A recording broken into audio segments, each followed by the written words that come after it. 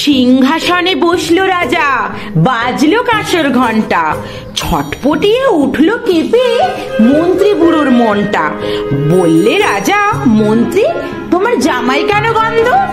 মন্ত্রী বলে, এসেন্স দিচ্ছি, গন্ধ তো নয় মন্দ। রাজা বলেন, মন্দ ভালো, দেখুক সুখে বদ্যি। বদ্যি বলে, আমার নাকি বিজয় হলো সর্দি। রাজা হাঁকেন, বোলাও তবে রামনারায়ণ পাত্র। পাত্র বলে, নস্যি নিলাম এক্ষুনি, এই মাত্র। নস্যি দিয়ে বন্ধ যে রাখ, গন্ধ কোথায় ঢুকবে? রাজা বলেন, কোটাল তবে এগিয়ে এসো, শুকবে। কোটাল বলে, পান খেয়েছি, মশলাটাতে কর্পূর, গন্ধে তারে মুন্ড আমার এক্কেবারে ভরপুর। রাজা বলেন, আসুক তবে শেরপালোয়ান ভীম সিং।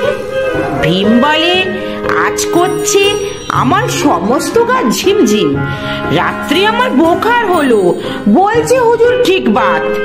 বলেই শুলো রাজসভাতে চক্ষু বুঝে চিৎপাত। রাজার শালা চন্দ্রকেতু, তারে ধরে চেষ্টা। বলল রাজা, তুমি না হয় করো না ভাই চেষ্টা। চন্দ্র বলেন, মারতে চাও তো ডাকাও না কো জল্লাদ, গন্ধ শুকে মরতে হবে, এই আবার কি আল্লাদ। ছিল হাজির বৃদ্ধ নাজির, বয়সটি তার 90।